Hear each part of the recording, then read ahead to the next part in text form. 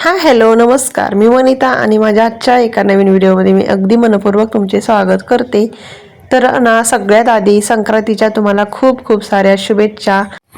इथं ना मी काल भोगी त्याच्यानंतर संक्रांती असे दोन्ही मिळून व्हिडिओ मी शेअर केले आहेत तुमच्यासोबत. तर दोन्हीचा मी एकच व्हिडिओ बनवला.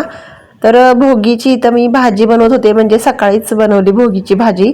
कारण हे म्हणजे नाईटला होते ना, तर मग सकाळी बनवली मग 2 टाईम होऊन जाईल असं ह्या हिशोबात. त्याच्यानंतर मसाले भात केला होता आणि संध्याकाळी यांनी मंचुरियन घेऊन आले होते ग्रेव्हीचे. तर छान होते मंचुरियन. त्याच्यानंतर ना आम्ही 11 वाजता मला वाटते 10:30 ते 11च्या दरम्यान करू की नको असे करत करत तिळाचे मला लाडू करायचे होते. आणि हे तीळ यांनी आणले होते, जास्त काही नव्हते, थोडे होते.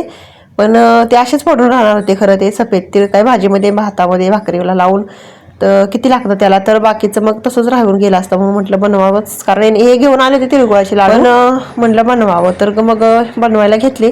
मी आधी कधीच नाही तिळगुळचे लाडू बनवले, पण छान झाले होते. एवढं झालं होतं की मी चिक्की बनवायच्या हिशोबामध्ये त्याचा पाक बनवला, पण पाक चिक्कीच्या हिशोबात होता. तर मग ते लाडू पण तसेच झाले कडक, पण चवीला एकदम मस्त झाले होते. आणि म्हणजे विकतच्या पेक्षा तर मला ते चांगले लागले लाडू. आणि मी खायच्या आधीच सगळे लाडू संपून पण गेले. दिव्यांश आणि यांनी ते सगळे लाडू संपवून टाकले. त्याच्यामध्ये मी शेंगदाणे टाकलेले थोडेसे भाजून, असं टलपर काढून त्याचे थोडं ओबडधोबड. काजू बदाम टाकले होते थोडेसे, मग ते भाजून पण ते पण तसंच ओबडधोबड केले. तर मी ताटामध्ये ओतून घेतलं आणि ते मग जसं कडक होईल तसं मग गॅस चालू करून मग थोडंसं पातळ करून मग परत मी लाडू बांधत होते. एकदम छोटे छोटे लाडू केले होते आणि किती 35-40 तर झाले असतील.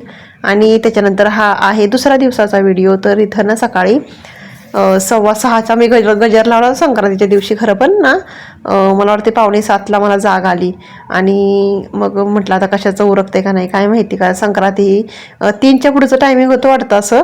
पण मी सकाळीच पुजल्या, कारण नैवेद्य वगैरे दाखवून पोळ्या म्हणजे 12च्यात असं, म्हणून त्या हिशोबात मी सकाळी संक्रांती पुजल्या होत्या. तर मी सकाळी उठले, त्याच्यानंतर मग सगळं झाडून वगैरे घेतलं. आणि त्याच्यानंतर कारण की काय होतं, आधी ही कामं झाली ना की मग बरं पडतं.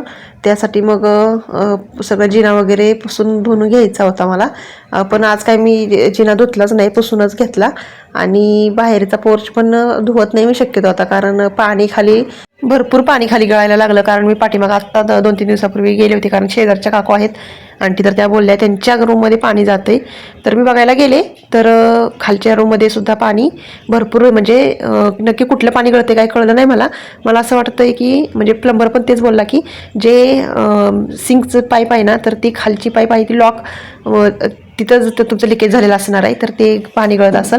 तर इथं मी सगळं पुसून वगैरे घेतलं. आणि मग त्यामुळे ते आता मला म्हणजे अवघडच, कारण त्यांनी आम्हाला सांगितलं की 1 दिवसाचं तुम्ही जरा ॲडजस्ट करा, कुठंतरी जा. आता कुठं जाणार आम्ही, आता मुंबईला जायचं म्हटलं तेवढ्यासाठी, तर म्हणजे एका दिवसासाठी जायचं म्हटलं तर अवघडच पडतंय खरं. आता काय होते काय माहिती. आणि एक्झाम पण दिवसची आली आता, सेकंड युनिट टेस्ट, तर त्यामुळं मुंबईला पण आता जाऊ शकत नाही आम्ही. आणि पाणी पण असं विषय होतोय की पाणी साठवून ठेवायचं आणि ते पाणी वापरायचं. टाकीमध्ये पाणी आहे, पण ते पाणी पण नाही चालू करू शकत, का तर नक्की पाणी कुठलं गळतंय हे त्यांना बघायचं आहे. तर मग जाऊ देत म्हटलं, आता त्यांना सांगा की करून घ्या बाबा, कसं तरी पण काहीतरी करता येईल ॲडजस्ट. तर इथं मग सगळं आंघोळ वगैरे झाली. त्याच्यानंतर मग डाळ शिजायला ठेवायची होती मला. आणि लेट होतच गेलं. मी 12च्या म्हणजे 9पर्यंत म्हटलं बऱ्यापैकी होऊन जाईल. पण हे येईपर्यंत फक्त कपडे आंघोळ झाली होती, म्हणजे फरशी वगैरे पुसून झाली होती.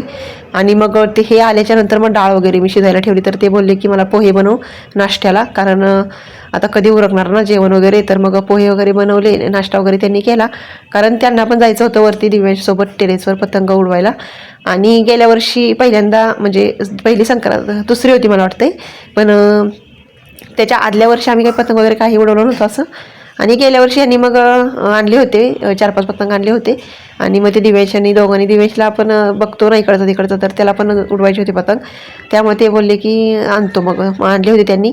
आणि मग सगळं पतंग वगैरे ते घेऊन टेरेसवर गेले. तर इथं मी कपडे वगैरे सुकायला टाकली. पहिल्यांदा मी सगळं डाळ वगैरे शिजायला ठेवली, भात वगैरे ठेवला. त्याच्यानंतर कपडे वगैरे सुकायला टाकली. आणि दिवाबत्ती वगैरे करून घेतली. पहिलं म्हटलं कपडे टाकावी, कारण काय होतं, कपडे सकाळी लवकर टाकले की ऊन त्या साईडला जातं निघून. त्यामुळं मग सकाळी कपडे टाकली ना की मग बऱ्यापैकी सुकून जातं, नाही तर मग दिवसाचं एवढंसं ऊन नसतं. आणि उन्हाळ्यात दरवाजापर्यंत ऊन आलेलं असतं खरं, एवढं गरमीमध्ये. तर मग इथं देवपूजा वगैरे केली, बाहेर स्वस्तिक वगैरे काढून घेतलं. तर म्हणजे माझ्या सासूबाई आहेत ना, तर त्या मला बोलल्या की म्हणजे रांगोळीनं वगैरे स्वस्तिक काढत जा, पण मी कुंकवानं काढते. असं काही नाही, म्हणजे कुंकवानं जरी काढलं तरी चालतं असं मला तर वाटतं, कारण माझी आई पण गुलालानं काढायची. तिला कोणीतरी सांगितलं होतं की गुलालाने काढत जा, मग ती गुलालाने स्वस्तिक काढायची, उंबरठा वगैरे पुजायची. ते बोलले की चहा वगैरे बनव, तर मग चहा बनवून त्यांना दिला. आणि इथं पतंग बांधायचं चाललं होतं त्यांना, वरती टेरेसवर जायचं होतं त्यामुळं. तर पतंग उडवायला एक नंबर आहेत, कारण भरपूर वरती पतंग त्यांनी, म्हणजे काय माहिती त्यांना आधी पतंग उडवायचे का काय, तर भरपूर लांब पतंग त्यांचा जातो कसं काय माहिती. तर गेल्या वर्षी माझ्याकडून काय झालं होतं, मला बोलले की पतंग तू सोड, आणि दिवेशला काय एवढं जमत नव्हतं, तर मी पतंग सोडायला गेले आणि त्यांनी हाताला वगैरे काय असं म्हणजे हे केलं नव्हतं, धागा म्हणजे कापड वगैरे गुंडाळायला पाहिजे होतं खरं बोटाला, दोन्ही बोटांना. मग मी अशी पतंग सोडला वरती, आणि म्हणजे मी सोडाई आणि त्यांनी पटकन खेचायला ते, आणि मग ते धाग्यानं त्यांचा हात एवढा कट झाला होता ना की त्यांचं ते बोट, मला वाटते 15 दिवस तरी ती म्हणजे त्यांना ती निशाणी तशीच राहिली होती. आणि यावेळेस म्हटलं मी येतच नाही वरती, तुम्ही जा तिकडे दिव्यशला घेऊन. आणि दिव्य मी तर त्रास देतो मला, त्यामुळे मी त्याला असं जुगाड केलं होतं. ते त्याने मास्क आणलाय ना, तो मास्क ठेवून तसं मग त्याला मी तिथं बसवलं होतं. ते मास्क बघितलं की तो खाली उतरतच नाही. काय करतो बाकी काही नाही, जी मांडणीवरची भांडी आहेत ना ती सगळ्या घरभर पसरवून ठेवतो, त्यापेक्षा म्हटलं की अशी आयडिया करावी.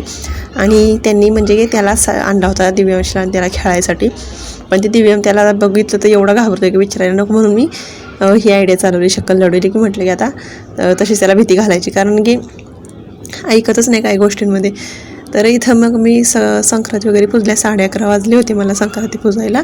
आणि 12च्या आत पुजाव्या म्हटलं नाहीपेक्षा मग 3च्या पुढं, तर मग 12च्या आतमध्ये म्हणजे ते पुजून घेतले मी संक्रांती वगैरे.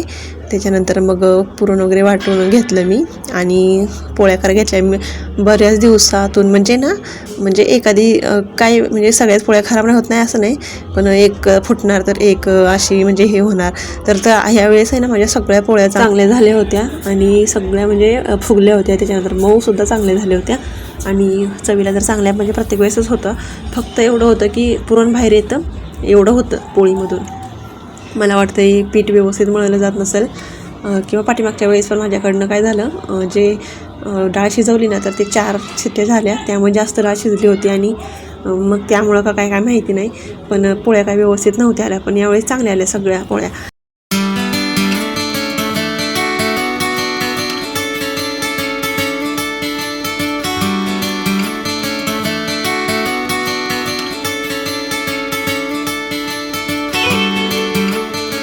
वौसा घ्यायला जायचं होतं मंदिरामध्ये, तर गेल्या वर्षी पण आम्ही गेलो होतो, त्याच्या आदल्या वर्षी काही नव्हतो गेलो. तर साडी वगैरे मी नेसली, सकाळी नव्हती नेसली कारण घाईमध्ये मला साडीमध्ये जमलंच नसतं करायला.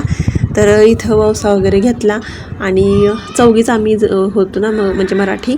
तर मग तिथं एक भजन चाललं होतं त्या गुजराती बायकांचं, सगळ्या वयस्कर होत्या, पण त्यात एक जण होती म्हणजे की सुवासिनी अशी म्हणजे होत्या तशा, पण त्यातली मग एक जणीला बोलवली, आणि मग 5 जणी झालो मग आम्ही. आणि मग एकमेकींना वौसा वगैरे दिला. आणि अशा गोष्टी दुसरीकडे करायचं म्हटलं की जरा अवघडच होतं, म्हणजे प्रत्येक राज्यामध्ये वेगवेगळंच, म्हणजे काही गोष्टी मिळतात, काही गोष्टी नाही मिळत. आता यांना मी सांगितलं होतं की म्हणजे ते संक्रांती आणायला, तर त्या गेल्या वर्षी त्यांनी घेऊन आले होते, त्याच मी यावर्षी पण पुजले. तर यावर्षी त्याने बोलले की मला काही सापडलेच नाही कुठं, तर मग ठीक आहे म्हटलं, त्याच मग पुजले मी. आणि मग घरी आले, त्याच्यानंतर मग पुरण ठेवलं होतं मी, तर पोळ्या वगैरे बनवायच्या होत्या, फक्त पोळ्याच बनवायच्या होत्या.